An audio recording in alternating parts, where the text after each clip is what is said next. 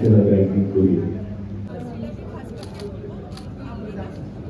তারা দুজনেই আমরা অত্যন্ত আনন্দিত তারা এসেছেন আজকে আদিত্য এবং শহীদ। শিলাদি খুব ভালো থাকুক। আমি গাড়ি নিয়ে যেতাম, শিলাদিকে বলতাম আমাদের এক বান্ধবী আছে। আমি মনে করি যে এই ছবিটা মানে আসা উচিত এবং মানুষের দেখা উচিত।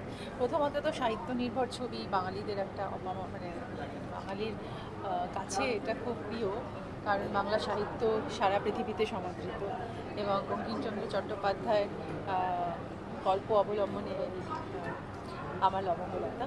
এবং আমরা সবসময় মানে এই গল্পটি রজনীর পয়েন্ট অফ ভিউ থেকে দেখেছি। রজনী অনেকবার হয়েছে এবং বিভিন্ন বড় ডিরেক্টররা রজনী বানিয়েছেন।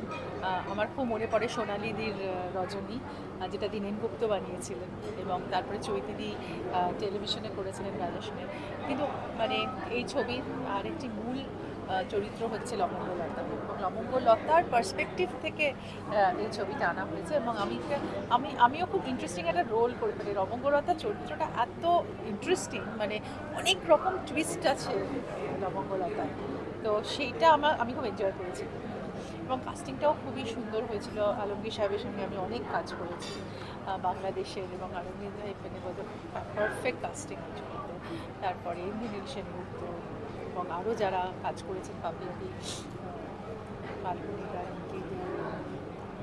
রজনী ক্যারেক্টারে যে করেছে খুব সুন্দর করেছে, ভাস্বর, আর আমাদের মাই ডার্লিং শ্রীলাদি।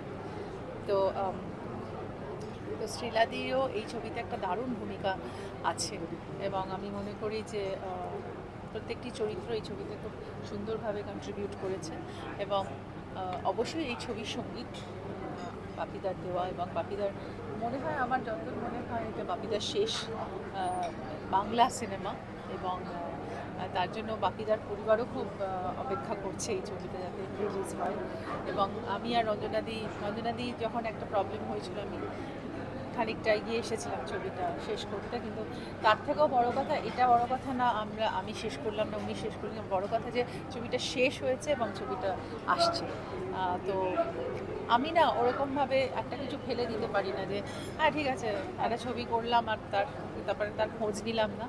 সেটা আমার ভেতর থেকে আসে না। আমি মনে করি প্রত্যেকেরই একটা খুব মানে টিমের একটা ভীষণ কাজের ব্যাপার থাকে, সেখানে পরিশ্রম থাকে, এবং সেই পরিশ্রমটাকে আমরা সফল তখনই করতে পারি যখন সেটা আমরা লাইমলাইটে নিয়ে আসি। তো এরকম বহু কাজই করেও যাব। তো এইটা আমার মনে হয় যে দর্শকদের কাছে খুব প্রিয় একটা ছবি হতে চলেছে। বাপ্পা খুব দারুণ একটা কাজ করেছে, বাপ্পা খুব সুন্দর পরিচালনা করেছে ছবিটা। লেটস সি, আমরা সবাই মানে ওয়েট করছি। এবছর আমার খুব ইন্টারেস্টিং ছবি রিলিজও আছে অনেকগুলো, তো তার মধ্যে আমার লবঙ্গলতাও একটি বিশেষ ছবি।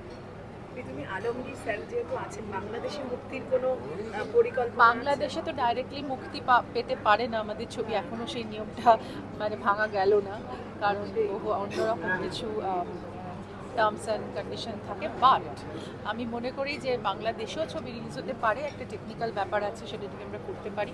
আর বাংলাদেশের ফেস্টিভ্যালগুলোতে তো নিশ্চয়ই আমরা দেখাবো এবং নিয়ে যাব, এবং আলমগীর স্যার নিশ্চয়ই আমাদের কিছুটা হেল্প করবেন বাংলাদেশের ছবিটা দেখানোর ব্যাপারে।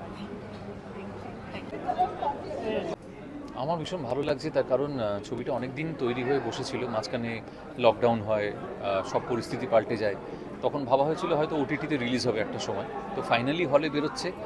আর এটা একটা খুব ভালো ছবি, এটা পিরিয়ড পিস তো বটেই, গল্পের ধারা দেখে বুঝতেই পারছেন বঙ্কিমচন্দ্রের গল্প রজনী অবলম্বনে।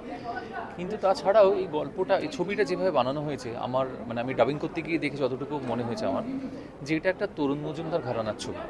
এটা ঠিক ওই বাড়িতে মোবাইলে বসে দেখার ছবি নয়। তো সেই জন্য আজকে আমরা সবাই খুশি, ফাইনালি থিয়েটার রিলিজ হচ্ছে।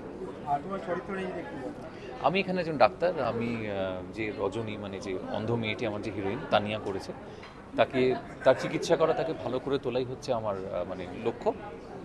আমি খুব এনজয় করেছি কাজটা করতে গিয়ে। ওই আমি যেটা বললাম যে ছবিটা হলে এসে দেখার মতন ছবি, কারণ পোস্টার ডিজাইন থেকে শুরু করে সব কিছুই খুব যেটা বাংলা ছবি হতো একটা সময় সেরকম। আর দ্বিতীয়ত বাপিল হাটির শেষ শ্যুট করা বাংলা ছবি, খুবই ভালো ভালো কিছু গান আছে, আমার লিপেই একটা গান আছে শানের গাওয়া। তো এটা ওই হলে না এলে ঠিক এনজয় করা যাবে না। আজকে ট্রেলার লঞ্চ হচ্ছে, খুবই ভালো লাগছে দেখে। আর তুতি আছেন, ইন্দ্রমিন্দা রয়েছে, কি বলবেন আজকে? আজকে ট্রেলার লঞ্চ হচ্ছে, খুব ভালো লাগছে। এই একটা বিশাল জার্নি সত্যি আমাদের হয়েছে। এই জার্নিটার পিছনে আমি প্রথমেই বলবো যে এই ছবি প্রডিউসার রঞ্জনা গাঙ্গুলির কথা। ওই মানুষটি যদি আমার পাশে না থাকতো তাহলে বোধহয় এই ট্রেলার লঞ্চটা হতো না, বা ছবিটাও হয়তো কমপ্লিট হতো না। তারপরেই বলবো হচ্ছে ঋতুপর্ণা সেনগুপ্তের কথা। সেই মানুষটিও সত্যি ঋতু ভীষণ বড় একজন মাপের আর্টিস্ট, কিন্তু তার ছাড়াও সে যে সাহায্যের একটা ভীষণ মন আছে, হেল্প করার মানসিকতা, সেটা ডে ওয়ান থেকে শুরু করে আজকের দিন পর্যন্ত সে কিন্তু আমাদের হেল্প করেছে, পাশে থেকেছে। এটার জন্য একটা বিশাল হয়েছে। তাছাড়া আমার সমস্ত আর্টিস্ট যারা কাজ করেছে বিভিন্ন চরিত্রে, ফাল্গুনী দাস থেকে শুরু করে, রিঙ্কিদির থেকে শুরু করে ভাস্বর, তানিয়া, রাজনন্দিনী, হ্যাঁ, এমনকি সুজি, এই সবাই কিন্তু খুব সাহায্য করে, খুব চেষ্টা করে কাজ করেছে। সবাই কিন্তু আমার পাশে থেকে করেছে, আমার এবং আমার দিদি বলছি, রঞ্জনাদির কথাই বলছি, রঞ্জনাদির পাশে থেকে আপনারই কাজটা করেছে। এখন যারা সিনেমা বানাচ্ছে তাদের থেকে আপনার সিনেমা অনেকটাই আলাদা, সেটা যদি একটু বলেন। মানে হ্যাঁ, না আলাদা কি আমি সেটা বলবো না, সবার আগে বলছি যে তবে এটা একটা সাহিত্যমূলক ছবি, তো সাহিত্যের উপর বেশ করে ছবি, সুতরাং এর ঘরানাটা একটু সত্যি জনারটা আলাদা, এটা বলতে পারি। এটা 5টা কমার্শিয়াল ছবির মতো না। চেষ্টা করেছি সেই পটভূমির ওপরে, সাহিত্যের উপরে বেস করে একটা চেষ্টা করা, এখানে করেছি। Thank you.